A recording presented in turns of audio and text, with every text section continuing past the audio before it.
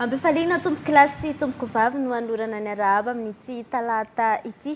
Toy ny mahazatra rehefa talata toy izao dia ny fandaharana ny zoko no arahanao eto amin'ny fahitalavitra Viva sy ny onjam-peo Viva. Ho amin'ity anio ity dia iresaka momba ny fanoratana sy ny fanafoanana ny zo sy ny vesatra etsika na ny inscription, radiation des droits et charges. Irano amiko sy namana soava Andria Martavika hatrany. Atena ny fiarabana tompoko kilasy tompoko vavy atao ampanarahana ny fandarana ny zoko ianao. Ny zoko izay iresahantsika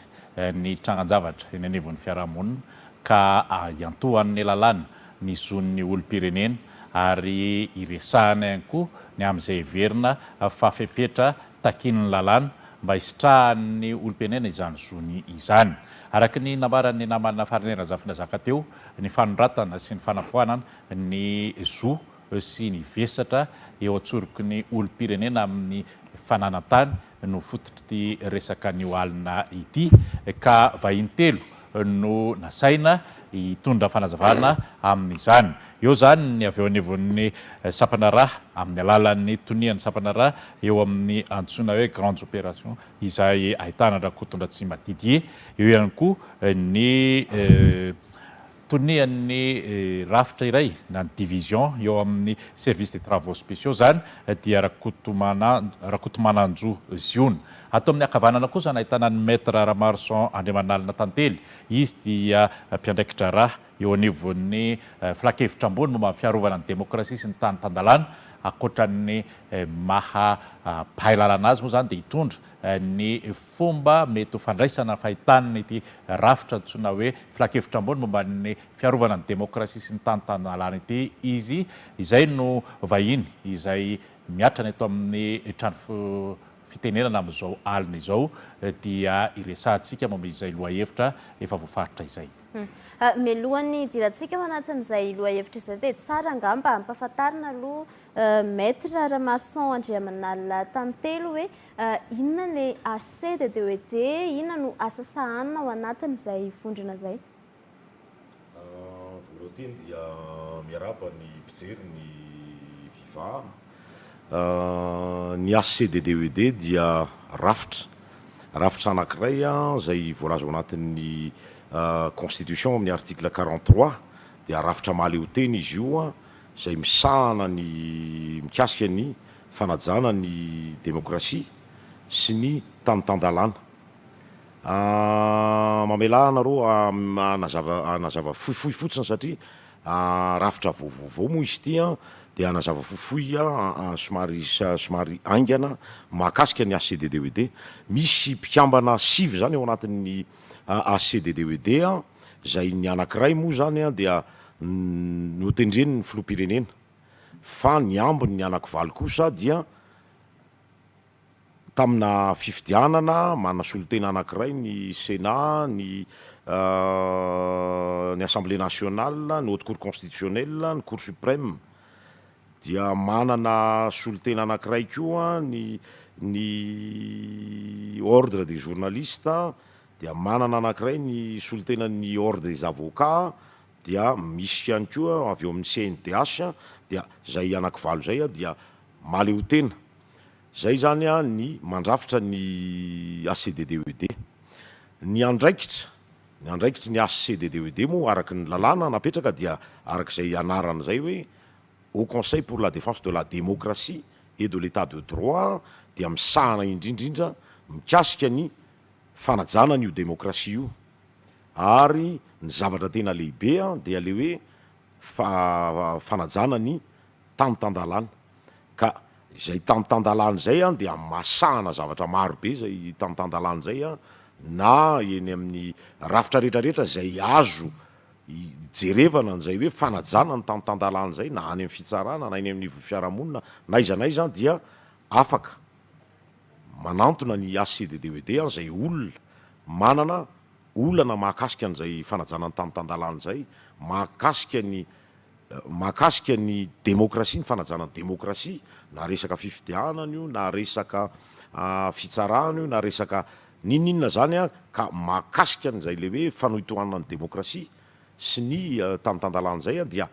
afaka manantona iny anivon'ny ACDDED ny tsirairay zay zany ny anankiray fa ny zavatra faharoa dia manana le atao hoe antsona amin'ny teny vazaha hoe manana autosaisine zany hoe rehefa mahatsapa ny ACDDED fa misy voatohitohina ny demokrasia na ny fanajana tany tandalana dia afaka tonga dia miditra tsy misy hoe misy olona mitaraina fa rehefa mahatsiaro fa ny misy an'izay tsy fanajana zay dia tonga dia afaka manao autosaisine ny ACDDED dia ohatrohatr'izay zany lay rafitra ary dia lazaina fa rafitra maleo tena tanteraka ny ACDDED. Zay indrindra no isan'ny nanasana ny ACDDED atao anatin'ity fandaharantsika androany ity. Angamba hitodika avy hatrany avy ato amin'ny sampadrarahan'ny fananan-tany mahakasika an'izay hoe zo amin'ny resaka fananan-tany zay inavy ny tsara ho fantatra. Ya, faly miaraban'ny mpanao gazety, faly miaraban'ny maître ihany koa ary miaraban'ny mpijery sy mpiainy fahitalavitra sy ny radio viva. Raha ny lalàna aloha ny jerena zany mahakasika ny resaka hoe fanoratana na fanafoanana zona vesatra anankiray amin'ny tany zany dia misy le hoe tokony anaovana an'le hoe formalité ialana tsiny fa tsy maintsy fangarongaro ihany le teny gasy sy le teny teknika amin'ity adihevitra antsika fa ezaka ihany ny tena nay mba amaly amin'ny teny gasy arak'izay tratra ny fanoratana ny tany zany dia tokony anaovana le antsoina hoe publicité foncière zany hoe raha misy taratasy anankiray na antsoina hoe acte translatif ana droit dia tsy maintsy anaovana fampahafantarana ny daolobe na hoe mba opposable au terre zany le acte anankiray le taratasy anankiray amandritra enim-bolana ao aoriana no nanoratana anazy. Raha ohatra izy ka tsy natao enim-bolana ao aorian'izay dia misy sazy zany na hoe pénalité mifandraika amin'izay. Dikan'izany zany raha ianao zany tonga mividy tany anankiray na manao antoka na tany anankiray na koa hoe maty n'le ray aman-dreninao zay misoratra amin'le tany dia tokony manao an'le fampahafantarana ny daolobe na le hoe publicité foncière eny anivony ny fikajiana fananantany enim-bolana ao aoriana ny fanaovana an'le fafitany le taratasy. Zay zany ny voalazany lalàna raha mahakasika ny resaka zo. Raha mikasika ny resaka vesatra koa dia misy karazany roa ny vesatra. Misy izy na hoe charge, misy le charge conventionnelle zany hoe araka le fifanaran'le olona zany, dia misy le hoe charge suivant ny fepetra takiany lalàna zany hoe eto Madagasikara aloha ny lalam-panorenantsika zany dia manazava fa ny fitsarana no mpiantoka no gardienne propriété foncière, propriété immobilière. Dikan'izany zany raha misy zany fanoratana an'ireny vesatra tsy araky ny fifanarahan'ny rotota dia tsy maintsy didy avy any amin'ny fitsarana zany no entina eny anivony fikajiana amin'ny fananantany na ny conservation foncière anaovana izay inscription na radiation na droit na charge zay. Zay ngambany aloha ny amin'ny ambango vangony. Tsara tsindriana ihany angamba hoe rehefa amin'ny fotoana toy ny ahoana anaovana izay inscription na fanoratana an'izay ny zo satria zavatra hita eny anivon'ny fiarahamonina eny tsy fantatry ny olom-pirenena hoe amin'ny fotoana tokony ahoana ny anaovana an'ilay fanoratana. Rehefa vao mividy tany izy dia aiza ho aiza no anaovana an'ilay fanoratana raha ohatra ka sendra misy ray aman-dreny maty amin'ny fotoana toy ny inona no anaovana an'ilay fanoratana hatramin'ny fetrany hatraiza no anaovana an'ilay fanoratana no azo ekena ary hatraiza ny tsy azo ekena intsony ny fanoratana an'ilay zo. Ento sotra betsaka amin'ilay fanontaniana ny fanamarinana aloha zany no eto Madagasikara hoe anao le tany dia ny fanananao an'le fanamarinana omeny ny fikajiana fananantany le hoe duplicatana sy certificat de situation juridique ka ny ahafahan'le olona anankiray manamarina fa tompony izy dia vitan'izany le fanoratana an'le tany le inscription le zo eny anivony fikajiana fananantany. Dikan'izany zany dia hoe raha nividy tany ianao androany ka vita ny formalité teny amin'nivon'ny notaire ohatra na teny anivon'ny commune na teny amin'ny délégué nandalo ary amin'ny enregistrement dia tokony andro niny ihany dia atao le publicité foncière satria manomboka eo zany vao manomboka ny fanamarinana fa anao marina le tany. Zay zany le formalité na publicité foncière. Nitranga matetika amin'seho manko dia ohatran'izao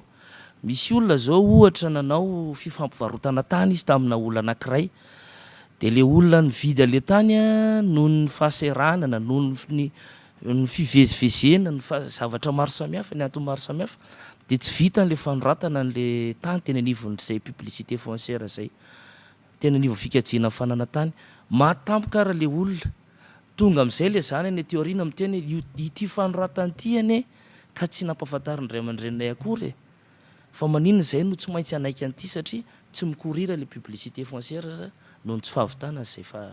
fampahafantarana zay le inscription le droit zay ohatr'izay zany tranga tena matetika de ny tsaro marina zany de raha vao manomboka zany hoe misy ohatra hoe maty le ray aman-dreny de tokony atao avy hatrany le fanamarina mampandova fanamarina pahafatesana fanamarina mampandova ary le certificat de paiement de atao le famindrana eny anivon'ny fikajiana amin'ny fanana tany am'izay zany mipetraka tsara ny zo anana le olo anatin'le tany ray afaka mivarotra izy avy eo afaka mampiasa afaka manimba ihany koa satria zay mifipetra voalazany lalàna ka eo amin'izay le fanoratan'izay raha sanatria tsy vita le izy misy olona mahavita azy atio anelanelana noho ny antony isan-karazany mety hoe nividiny tany aloha tany le tany a na nisy fifanarahana zay mety ny fanaovana ka tonga le fepotona misitraka ny zony am'izay nanoratra izy izany manana zo kokoa eo anoloan'ny lalàna am'izay lay mpandova sa lay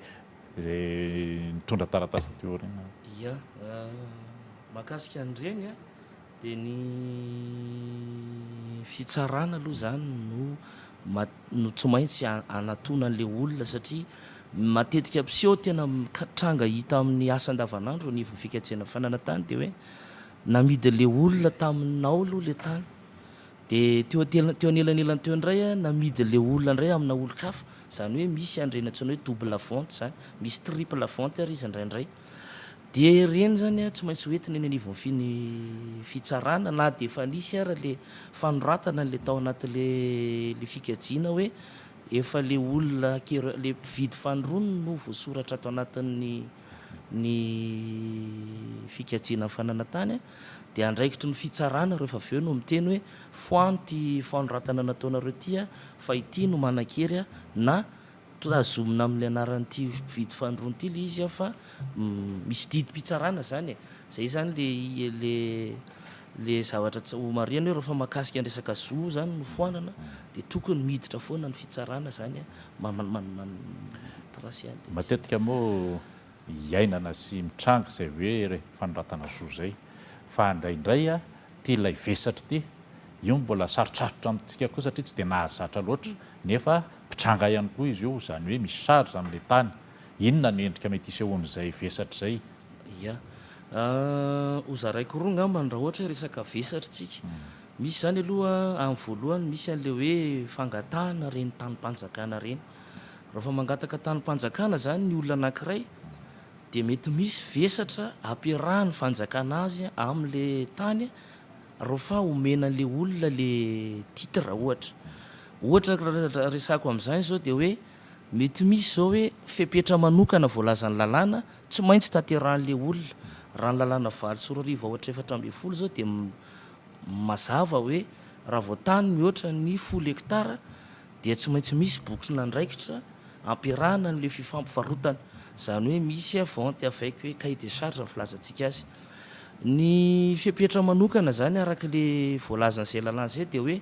tokony manomboka fitrandrahana n'le fampiasana n'le tany le olona enim-bolana ao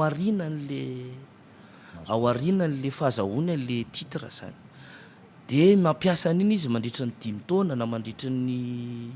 10 taona araka le voasy voalazan'le fepetra le vesatra de tonga ny sampanarany fananatany mijery hoe nitaterahany marina ve le boky nandraikitra ao anatin'izay zavatra zay ray zay faharoa mety misy koa ohatra hoe toerana natokana anaovana an'ireny ohatra hoe zone de reboisement toerana natao ambolena hazo zany omena an'le olona le titre an'le tany fa misy avy any ministeran'ny fambolena na ministeran'ny tontolo iainana miteny hoe tsy maintsy mamboly zanakazo miisa 10 izy ao anatin'io tany io de zay voavadika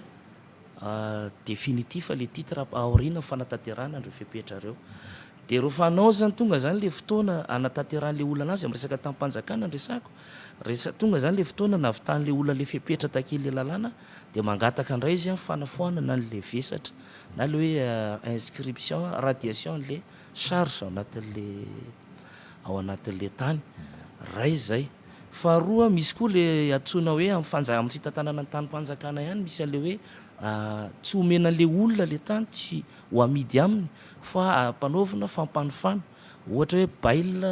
ordinaire ohatra latsaky ny 5 taona na bail en fitéotika latsaky ny 7 taona de reny ndray zany de misy ndray koa fepetra takina am'le olona hoe rehefa menanao ty fampanofany tya de ao anatin'izao taona ianao tsy maintsy mavita ohatra hoe manao mamboly na manao an'le fanorenana voalaza anatin'le bokina ndraikitra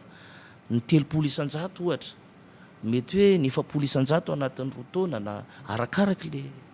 le vesatra io zany ka raha tonga zany le fotoana na raha ijery amin'ny fanjakana anazy hoe tsy tanteraka le bokina le vesatra de foanana zany le fampanofana de fijerevan'ny fanjakana hafa ndray raha ohatra kosa ka feny le fepetra de tanterana zany fitohizan'le fampanofana zay raha miresaka ao anatin'ny resaka hoe tanympanjakantsika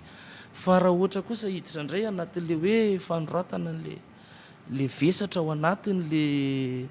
ao anatin'le fika le hoe efa tanin'olona fa propriété privée zany de misy karazany maromaro le izy ohatra zany hoe raha mijeritsika ny régime matrimonial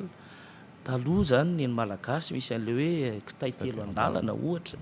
zao izy le zaramira am'izay de raha misoratra zany hoe bien raha ohatra tsy manana fifanarahana ara-panambadiana zany le mpivady ohatra tsy manana contrat de mariage izy de nisoratana am'le rangaha le tany kanefany rehefa avy eo tsy maintsy hosoratana koa hoe satria izy mivady fananana hazo nandritra le fanambadiana l izy de ananan'le ramatoa koa zany anjara anatin'le izy de reny matetika misy foana hoe resaka usufruitier zany hoe le olona zany tsy tompony izy zany araharaka fepetra takiny lalàna am'resaka fanana propriété zany droit de propriété fa mety izy hoe superficiaire fotsiny ohatra de reny zany vesatra koa zany mipetraka am'le tany hoe tany efa misoratra amiko le izy de misy usufruitier ny anabaviko ohatra zay olona lova avy am'ray aman-dreniko le tany nisoratana amiko fa le anabaviko na le olona anankiray mety tsy niteraka de nitenen'le ray aman-dreniko hoe ty olo ty de mampiasa an'io tany io mandra-pahafatany zay zany le antsoina hoe usufruitier de afaka maka an'le zay vokatra eo izy fa tsy afaka mivarotra na tsy afaka mamotika zany hoe manao droit de abusé na abusus am'teny latany ohatrohatr'izay angambany amin'ny ambango vago raha iresaka hoe resaka vesatra zany misy amina misy ihany koa ny vesatra ohatra voaresaka ny andray ny anivon'ny fiarahamonina any amin'ny fitsarana eny hoe tany natao anto-bola na tsy fantatro mitovitovy am'izany ay hozarantsika anankiroa indray mahakasika an'ireny misy an'le hoe antoka aloha zany anankiray na le hoe hypothèque izy amin'ny teny vahiny de misy koa le hoe mesure conservatoire filazana azy na le antsoina hoe prénotation zavatra matetika am'seho any amin'ny fitsarana ho resako voalohany le resaka prénotation de zay mbola mizara roa ihany koa misy hoe prénotation tsotra misy ny prénotation avec interdiction de vente zany hoe misy olona anankiroa zany zay manana tany izy ka mbola hidivany eny anivon'ny fitsarana dia mangataka zany le olona anankiray zay ao anatin'le ady hoe ny anoratana ny prénotation ao anatin'le titre zay ao anatin'le temps zay hidivan'izy anankiroa de rehefa manoratra mangataka an'iny fanoratana iny izy de misy karazany roa le nresako tery ambony hoe prénotation simple sa prénotation avec interdiction de vente raha ohatra zany ka tsisy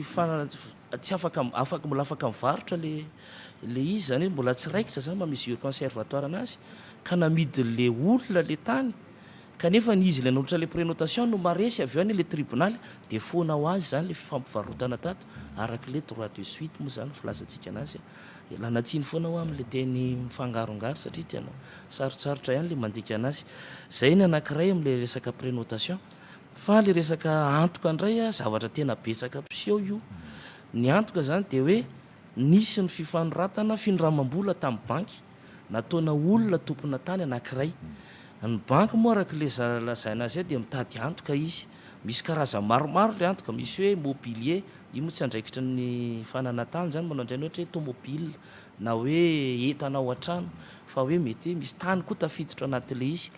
Dia reny hypothèque reny zany tsy maintsy soratana anaovana le formalité na publicité foncière, zany hoe tsy maintsy hoentina eny anivon'ny fikajiana ny fananatany.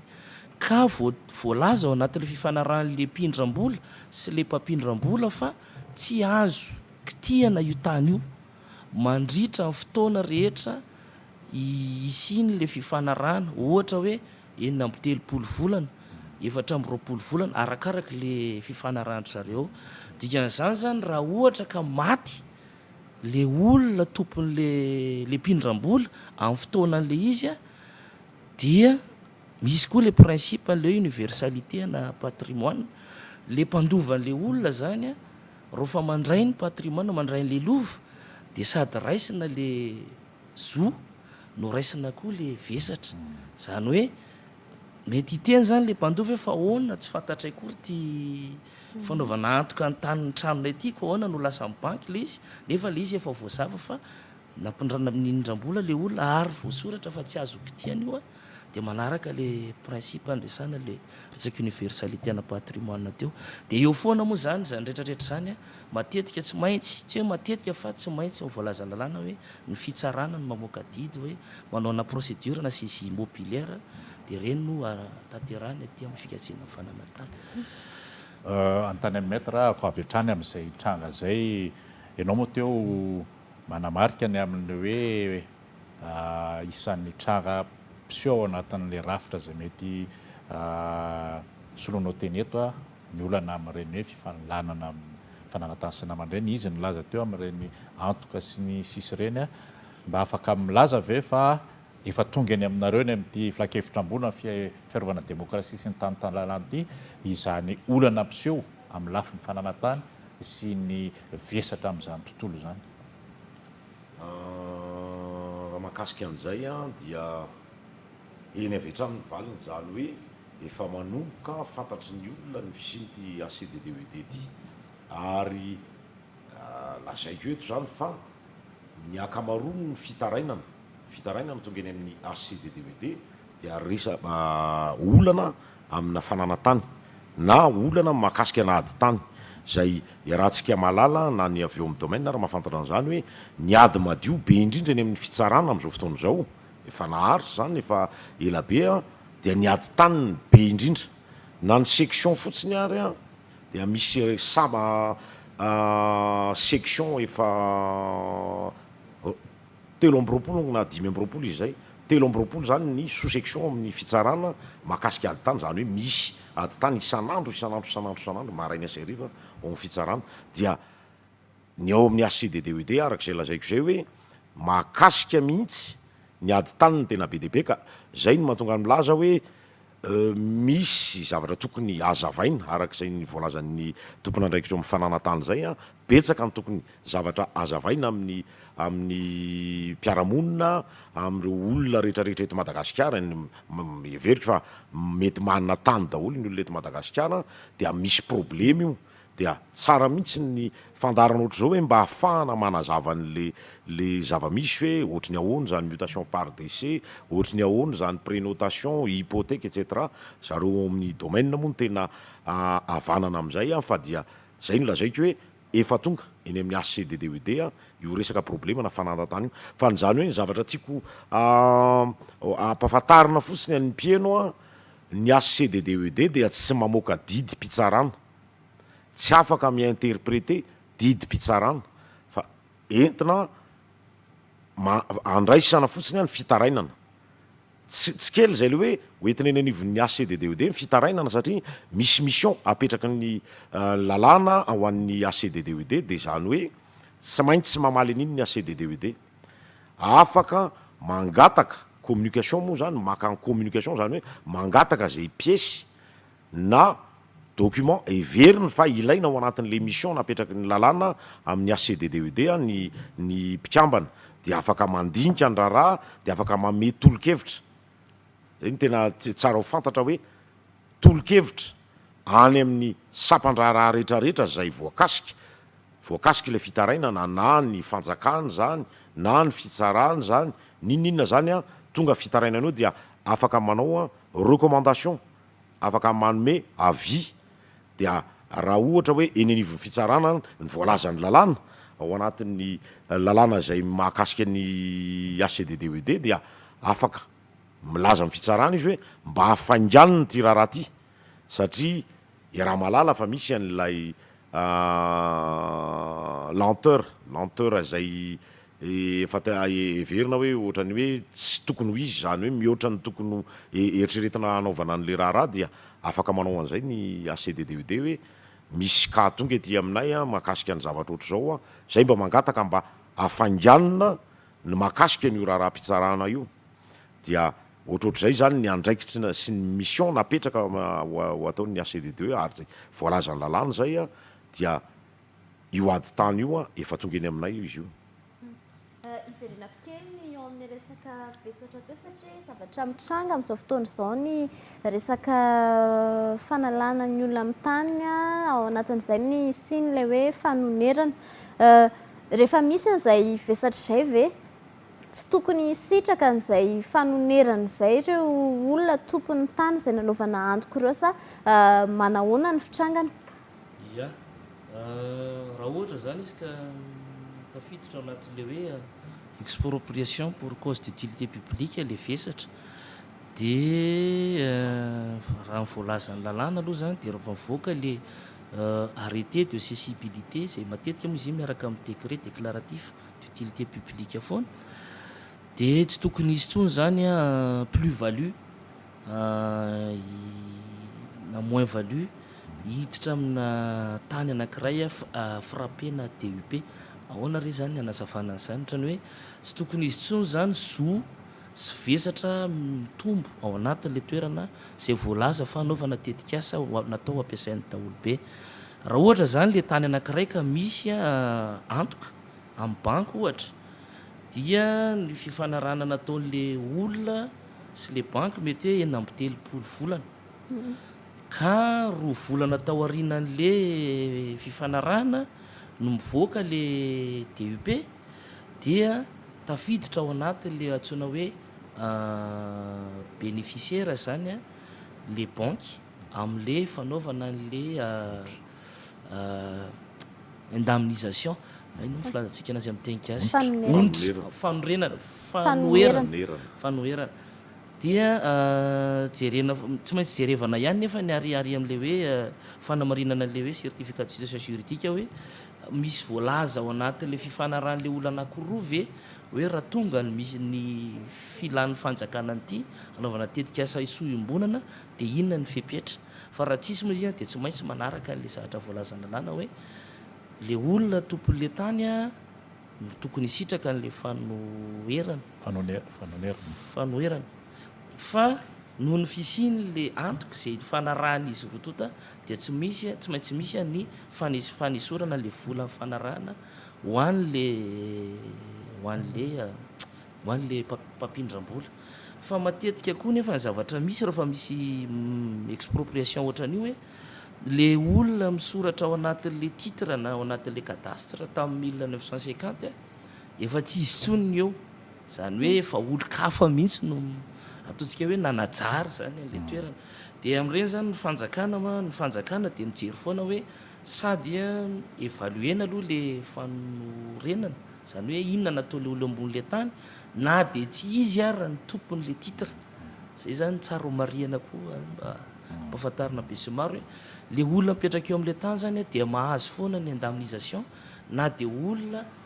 tsy manana ataoko hoe tsy voasoratra anatin'le titre ary izy fa mety efa teo izy telopolo taona fa nanao fanorenana kosa izy ary araky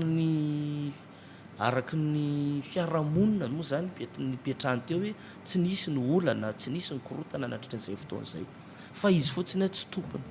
ka raha ohatra zany ka miseho indray le tompony rehefa aveo hoe tia nge zay le voalazy tia zay nytaranak'io olona tompony titre io a reto ny taratasy fanamarina mampandovanay ty ny famarinana mpahafatesana de indray zany onerana ndray zany le fananany zareo an'le tany zany hoe lasa mizara roa zany le izy a misy fanoerana an'le trano aloha sy le zavatra nataole olona toena mety fambolena le izy mety zavatra fa misy kosa fanoerana an'le olona manana an'le titre zay aloha zany amin'ny akapobeany zavatra ataon'ny fanjakana rehefa manao an'le expropriation mety hitranga ve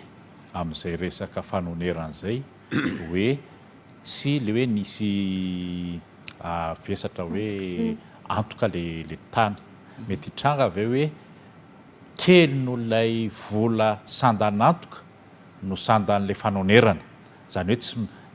mandohonitra amin'ny fanjakana satria ho alaina le tany a kanefa tsy marakotra an'lay antoka le vola ia ny tiako hiverenana angambany de hoe alohan'ny anampahany fanjakana fanapa-kevitra makasika ny fanonerana dia misy le commission d'évaluation administrative zay misy ny ministera maromaro ao anatiny ao aloha le organe expropriant zany ohatra hoe ny raha ny mpanao resaka hoe lalana aloha zany de ministera fanatsariana tany sy ny asa vaventy mety misy koa ny ministera tompony andraikitra makasika ny hetra ny direction d'impôt misy ny bedabe zany le ao anatin'le comité le commission io de ireo commission reo no manao jery eny toerana hoe ty le zavatra ty le trano le olona anankiray de atao ny évaluation atao zany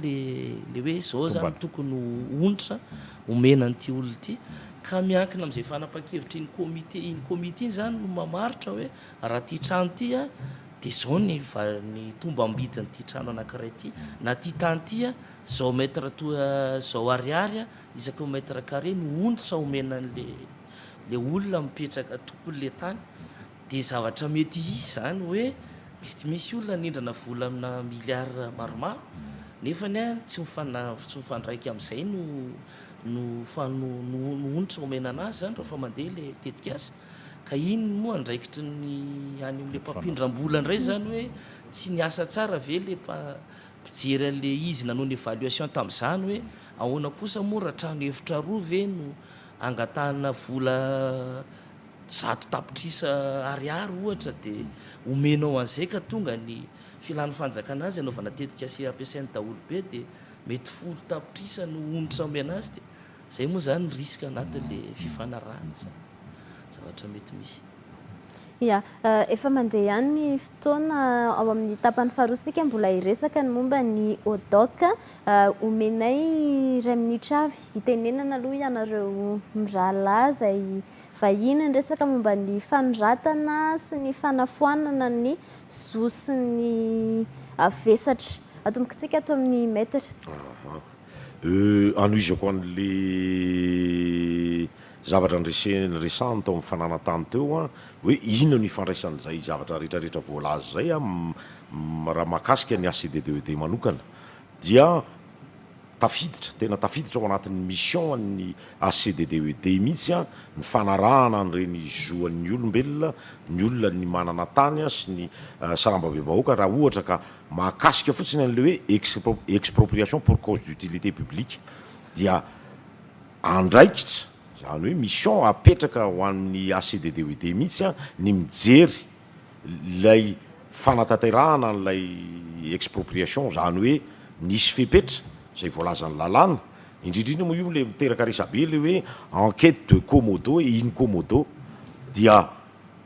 rehefa mahita ny ACDDED fa tsy voahaja ohatra raha misy ka anankiray raisina hoe tsy voahaja le enquête de commodo ny in commodo a dia manao recommandation ny ACDDED ary nisy ka anankiray a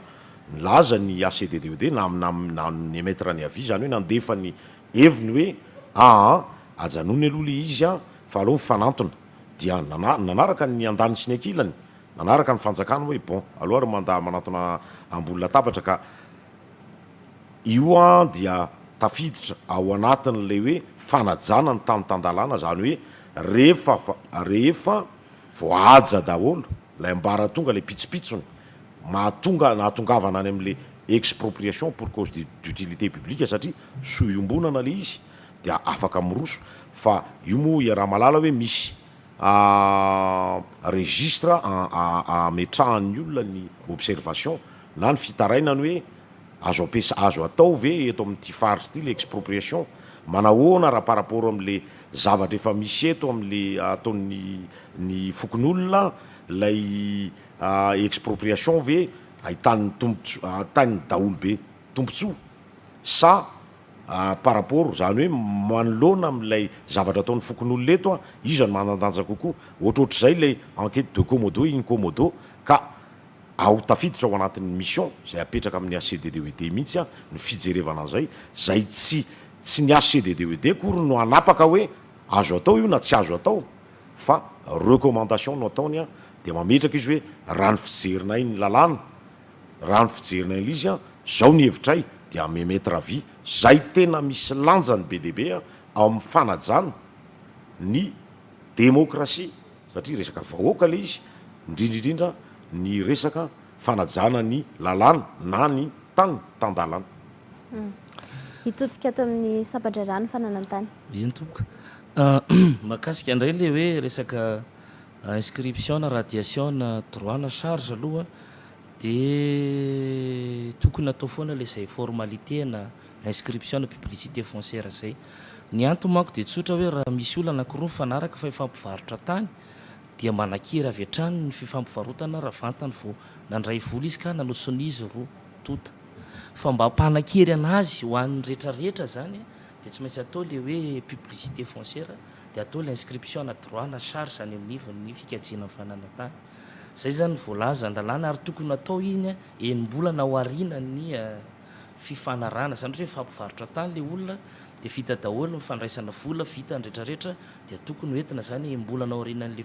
fanaovatsonia sy le légalisation le sonia ohatra na le hoe tenivana notaire natao izy atao le publicité foncière ny faharoa manarakaraka an'izay de hoe ny radiation ndray kosa ny fanafoanana zona vesatra de misy karazany roa zany le teneniko teo hoe misy izy conventionnel misy izy non conventionnel na hoe forcier moa zany matetika izy satria araka ny misy didy avy any fitsarana fa ny tsara homariana ny ty ampamarana ny mahakasika an'izy de hoe ny fepetra takina ama zo amina ahoana ry zany droit de propriété de tsy maintsy mafeno ny droit de usage aloha le olona mampiasa an'le izy maka mivokatra ao aminy ary afaka mamotika an'le fananany koa na mivarotra izany zay zany fepetra takiny lalàna ka dika zany mba hampanakery an'izay zavatra zay eo anivon'ny olona rehetrarehetra de tokony atao le publicité foncière zany embolana ao arinan'le fifanarana na io vesatra na io so zay zany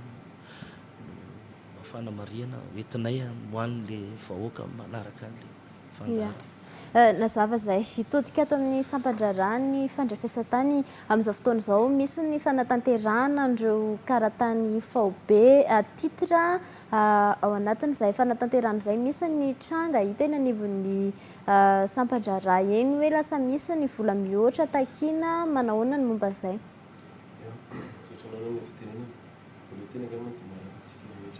plateau zao ary miarabantsika rehetra manatrika ny fandarana ny zoko ny oazavaky misimisy angamany alohany hoe odoky ny odoky na ny opération domaniale concerté raha ohatikatsika amin'ny teny kasosotra izy de hetsika fizarana titre faobe izy io zany dia natao mba hanamorana ny olona zay mipetraka amina tany titre à l'état malagasy na cadastre à l'état malagasy zany titre izany ny hetsika io zany dia tetika asa-panjakana ao anivon'ny fananantany sy fandrafesatany zay misy tokoa izy amin'izao amina toerana maromaro marina tokoa zay tenao zay satria ny zavatra mampalelo na de eo raha zay zany initiative ny fanjakana zay zany mba azahoan'ny olona le titre de misy zany am'izao ny misandoka maka vola mihoatra any amin'le toerana maromaro zay isin'io opération odoky io amin'izao ny amafisy kely fotsiny angambana antsika rehetra miaino amin'izao raha zay raha tafiditra ao anatin'ireo toerana zay anaovana ny odoky io dia itsika rehetra efa samy nafantatra tanym-boalohany fa nalohan'ny atanterahana ny hetsika io dia misy ny sensibilisation zay atao eny toerana ary amin'ny sensibilisation zay atao io toerany ahatrehan'ny fokotany na ny commune na ny olona rehetra zay manana etaetanao an'ilay titre dia ny amin'ny vidiny tendrenina tamin'izay dia amin'ny 2 alina sy 10 hety ary io 2 alina sy 10 hety io ihany no tokony vola alaina amintsika rehetra raha manao an'ity opération hodoky ity antafiditra ao anatin'ilay tetikasa tsy tokony misy mihitsy ny vola mihoatra amin'ny 2 alina sy 10 hety io zay takina amin'ny vahoaka amin'izany fananteterahana n'izany asa izany raha misy mihoatra ny ankoatran'izay dia efa misandoka ny asa izay napetraka tamin'ny fandrafesatany sy ny fananatany zany raha izay le raha ohatra ka misy zay zavatra zay. Tsara ampahafantarina angamba satria resaka vola, resaka fananantany samy saripady avokoa ireo. Rehefa manao an'izay titre zay, aiza ny toerana tokony hanantonana, aiza ny andohavana an'ilay vola izay 2 alina sy 10 hety voalaza teo izay. Ya, ny amin'izao moa zany dia natao mihitsy zany mba hanamorana ny azon'ny olona na ny fandoavam-bola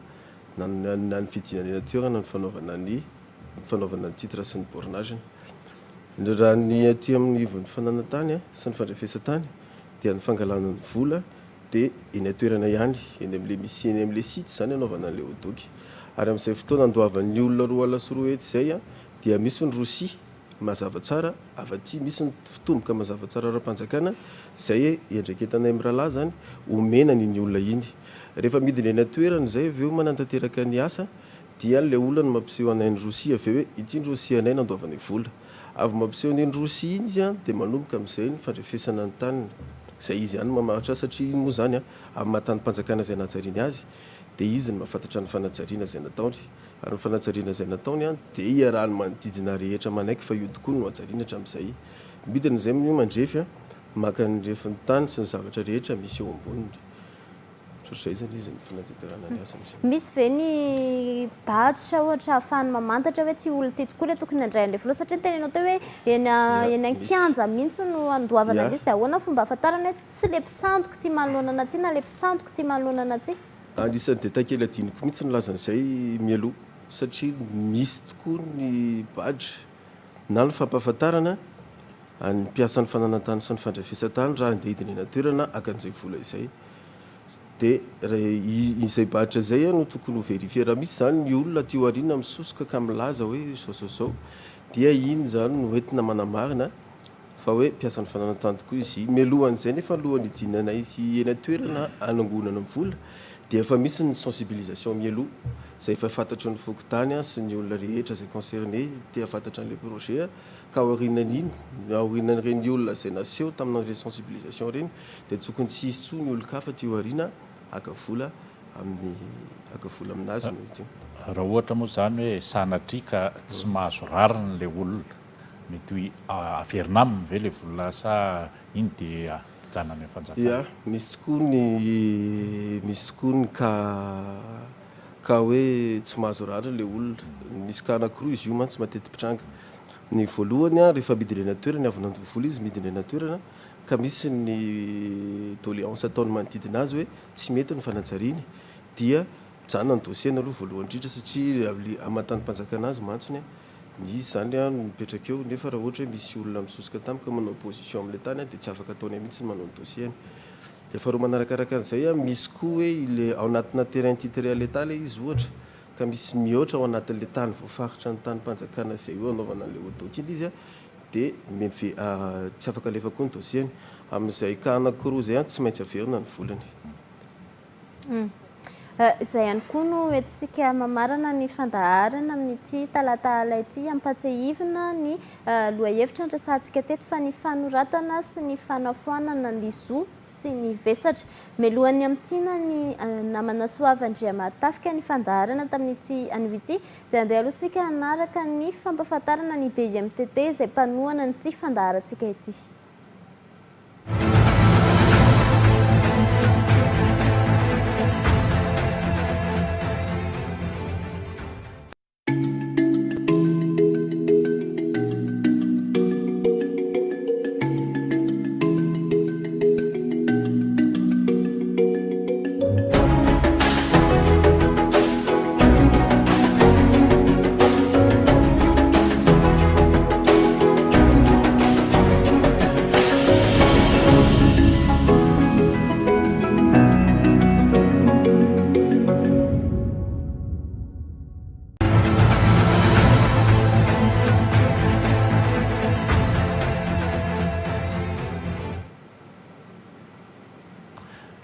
eny ary tompoko lasy tompoko vavy ny fotoana moa manapetra ary verina fa ampy ny fanazavana aloha tamin'ity androany ity manodidina izay tontolony fanoratana na ny fanafoanana ny zo sy ny vesatra eo amin'ny tontolony fananantany izay. Raha akapoka ny voalaza teto dia tokony azava aloha araka izay fipetratakin'ny lalàna ny zon'ny olona izay voasoratra ho tompon'ny tany mba ahafaha misitraka ireo pitsopitsony takin'izany. Etsekilany dia mety ifamatotra amin'ny andraikiny ihany koa amin'ny vesatra izay mety mitambesatra aminy ireny ifananany reny tsy azony iodivirany reny fa tsy maintsy hatrehiny, na io amin'ny lova izay mety navelan'ny ray aman-dreny, na io amin'ny didy izay mety nofaritan'ny fitsarana noho ny endrika na ny satan'ilay tany izay izy ny tompony. Ny avy eo anivon'ny filakevitra ambony misahana ny antsoina hoe fiarovana ny demokrasia sy ny fanjakana tan-dalàna dia nanamafy fa isan'ny iraka izay nafatotry ny lalàna amin'izy ireo ny fanaraha-maso ireny trangy ireny mba ahafahan'ny olo-pirenena misitraka izany zony izany ary ahafahan'ny olo-pirenena ihany koa mampiasa izany zony izany ho amin'ny tombotsoany ary indrindra mba ahafahan'ny lalàna atsapany rehetra fa voajany ny lalàna ao anatin'izany tontolo izany. Fa ny avy eo anivon'ny sampana raha amin'ny fananantany sy fanavesatany ihany koa dia nanamarika ao anatin'ny fanatanterahana ireny tontolony raharaha momba fananantany ireny dia tokony ho mailo ny tsirairay fa ny kely tsy ny ratsy kely lalana amin'ny mety ho fisolokiana sy ny sisisisy tokony ho mailo ary mamantatra ny voasorotry ny lalàna eo amin'izay heverina fa tokony anatanterahana ireny fanoratantany na ireny fangatahana tany araka izay etsika izay entin'ny fanjakana amin'izao fotoana mampiroborobo ny tokony anamarona ny fananan'ny olo-pirenena ny zony amin'ny tany izay noajariny na tany izay ananany zo ireny. Ireo no votoatan'ny resaka izay ny fanaovana tao anatin'ity fandarana tamin'ity androany ity tompoko lasy tompoko vavy ankasitrahanantsika ny fanarahana izany hatramin'ny farany. Tolorana fisaorana manokana ireto vahiny izay nisehatra teto amin'ity fandarana ity teo Rakotondratsima Didier izay toniany sapatra raha eo anivon'ny fananantany, teo Rakotomanandro Ziona izay tompona andraikitra ihany koa eo amin'izany tontolony sapatra raha fananantany sy fandrafesatany izany ary teto akavanana dia mpandraikitra raha sady mpailalàna ny maître Ramarson Andriamanalina Tantely izay avy amin'ny